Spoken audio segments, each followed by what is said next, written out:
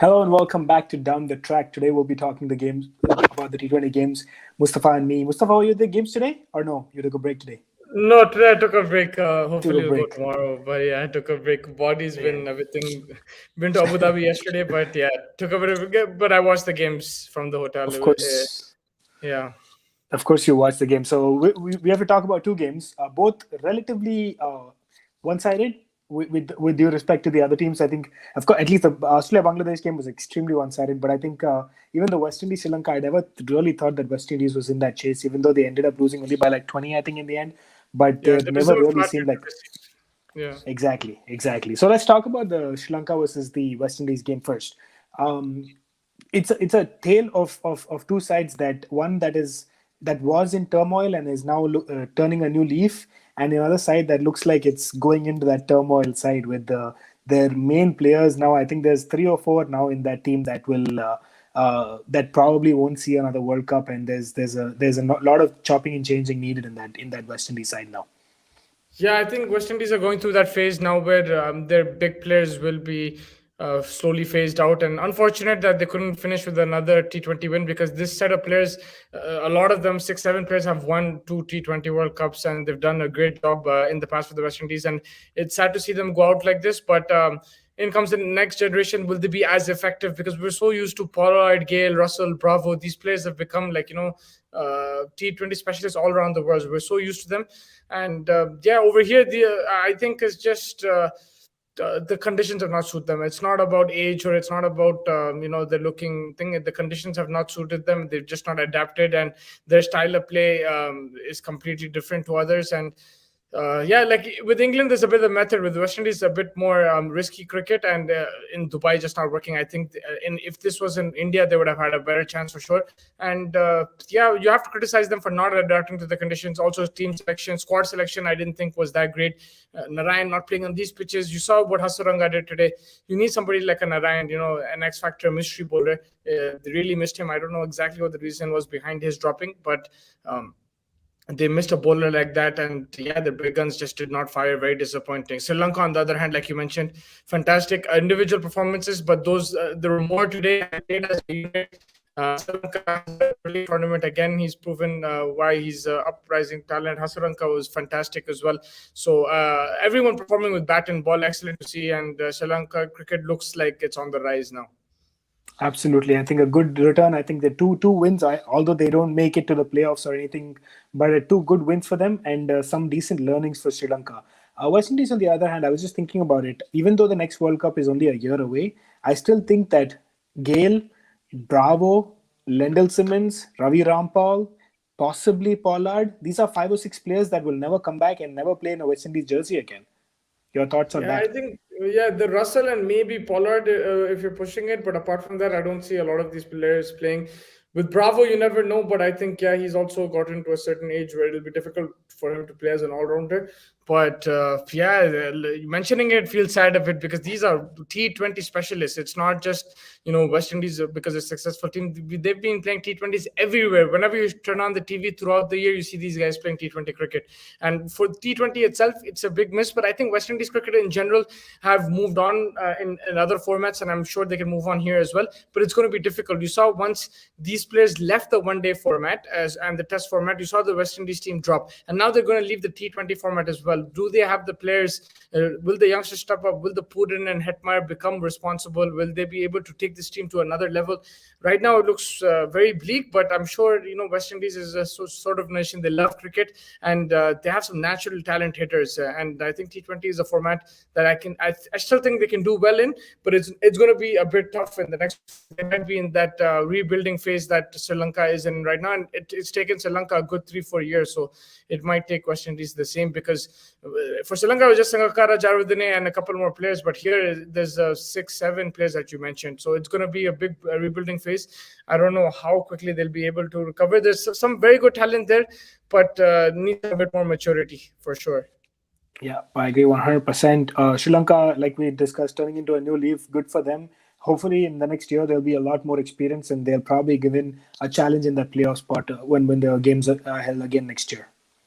Yeah, no, 100%. If you see today again, Nisanka and Asalanka both did perform in previous games as well. A very good strike rate. Asalanka was going 160. At one stage, he was above 200. Shot selection was really good. And he took it to the West Indies bowlers. He was aggressive. He made sure that he found the boundaries when needed and didn't take a step back. So it wasn't like Sri Lanka were scared or anything. They played aggressive cricket and they matched the West Indies, that reputation where, hitting it out of the park. They played some aggressive cricket. They have some talented guys there who can hit the ball well. And then Sri Lanka is a very small nation, but they produce very talented cricketers.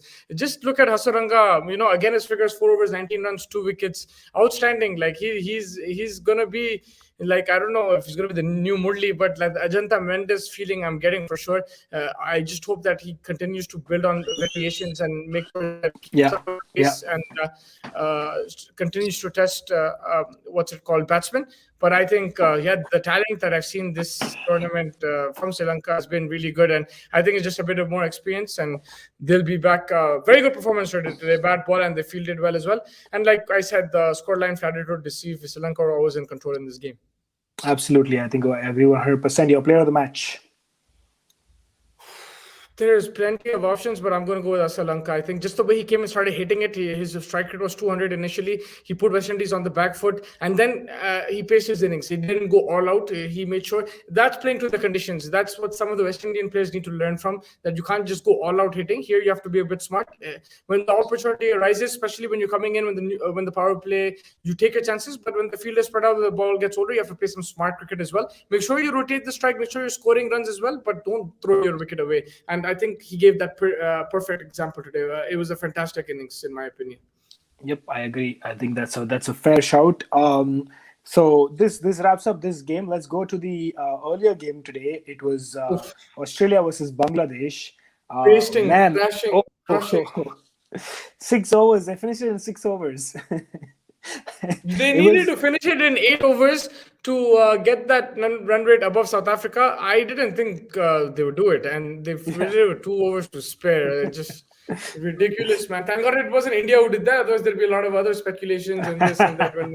When teams like this do it, there's no issues over here. If this was same group with India instead of Australia, it would have been a completely different talk that, oh, there's something else strange going on and this and that. But yeah, Australia completely dominated, man. Adam Yeah. Zampa, outstanding. This is why you need leg spinners in the game. I think India is lacking that. Other teams also lack that. You need a leg spinner who can pick up wickets. And Zampa is someone who's learning on the job. I think he's a good spinner.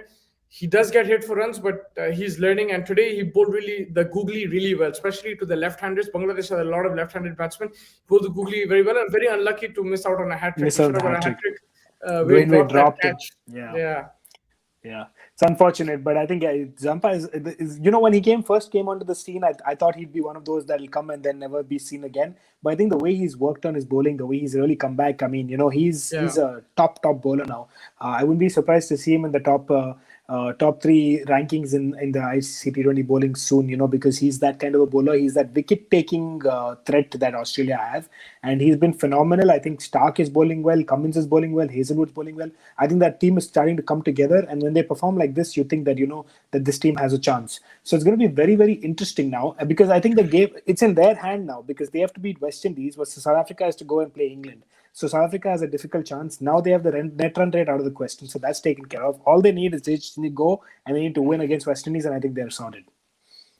It's funny how this changes the narrative. For me, like I thought South Africa were favorites to qualify from this group, and they deserved it. Their bowling unit has been outstanding, especially in this tournament.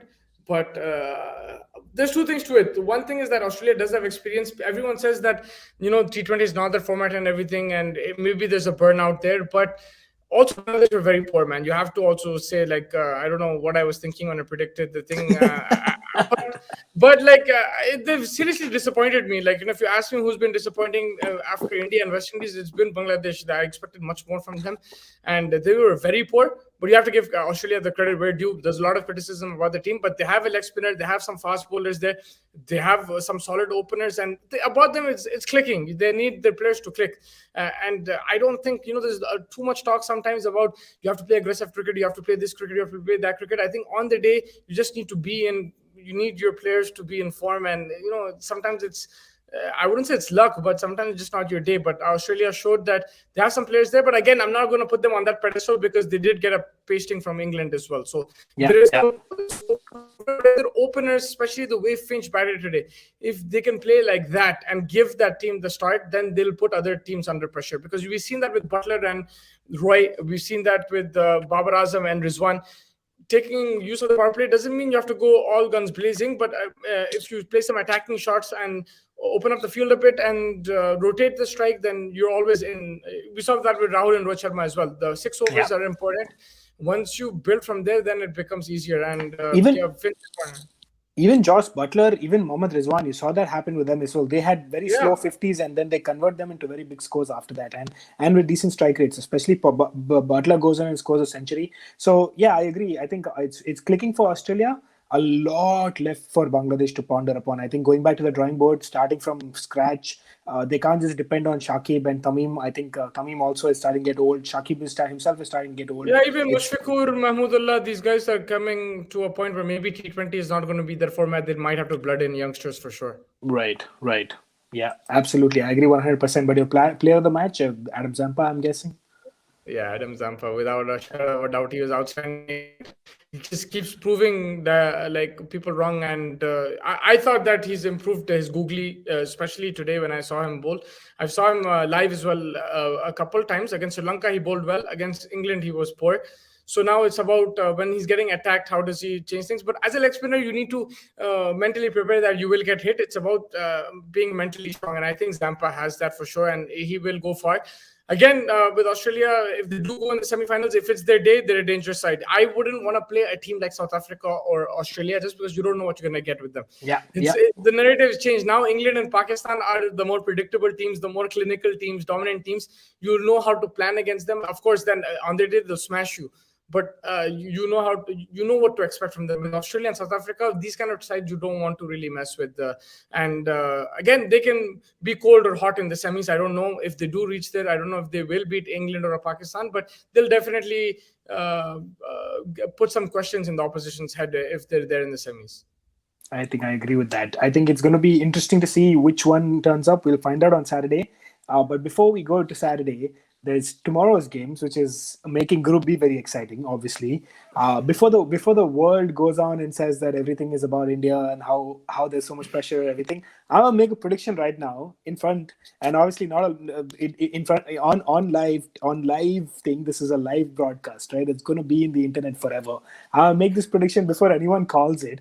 I'll say that New Zealand's going to lose tomorrow and India is going to beat Scotland by more than 50 runs. So now no one can say that it was all fixed and it was all this. There's prediction beforehand happening here. So now you tell me your prediction, Musti. I think India, New Zealand will win. I'm playing it a bit more safer.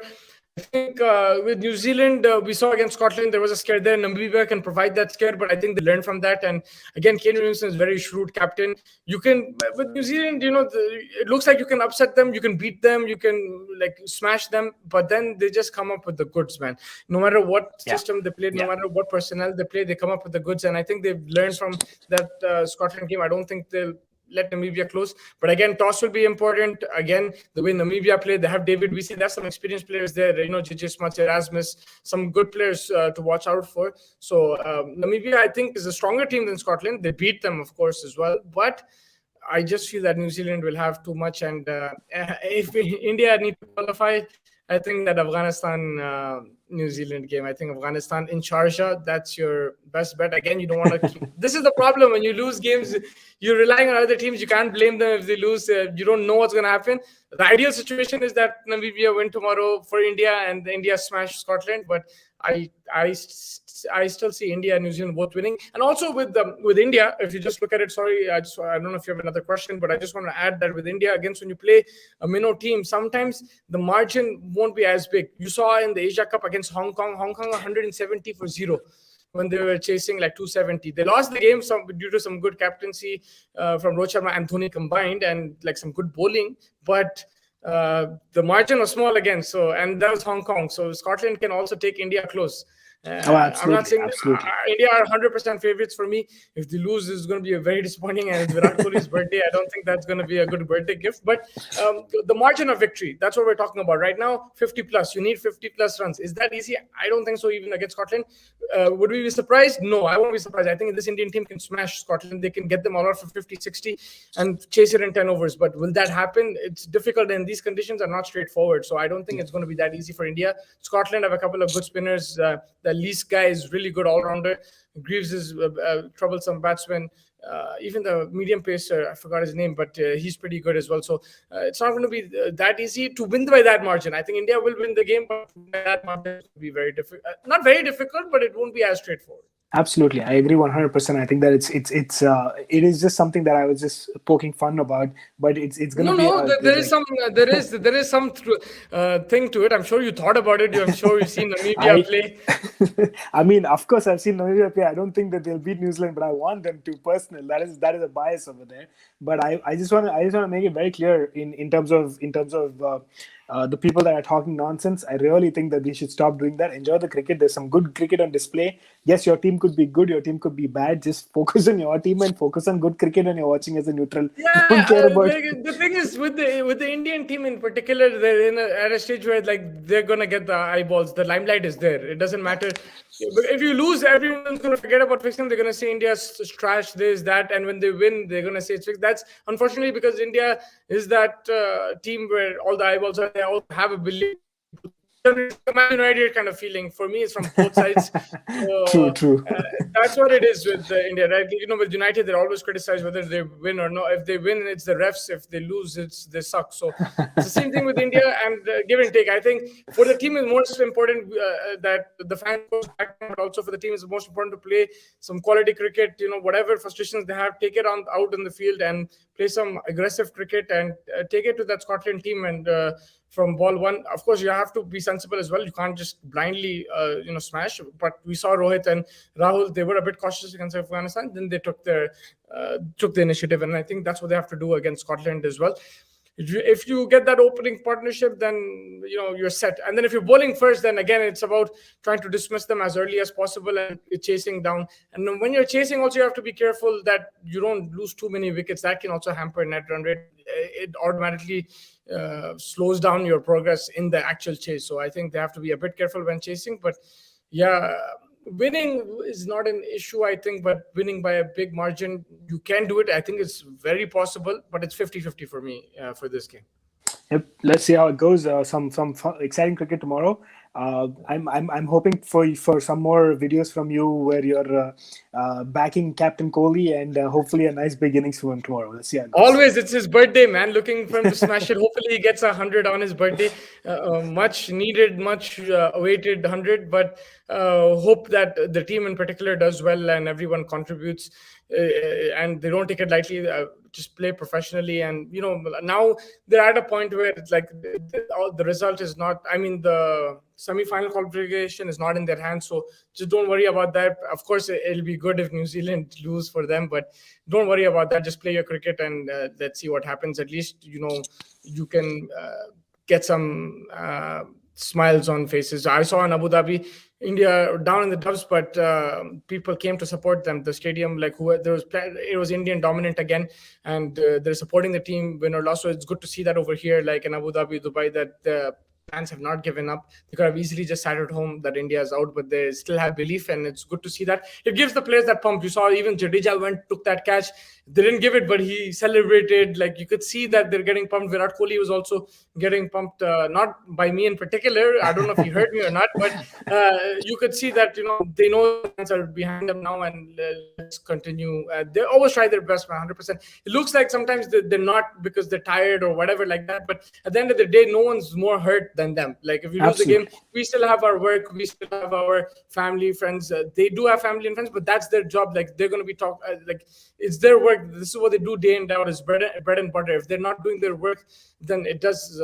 They're trying their best, and the results are not coming. Then of course it affects them as well. You can't say no matter how much money you earn, it does affect you. Absolutely, 100%. That's no doubt about that. Looking forward to some good cricket tomorrow, and I'm hoping to see a lot more videos from you from the stadium and catch you after the game for analysis as well. Definitely, for sure, man. Thank you so much, and yeah, stay tuned Take for the care. latest content. Thank you.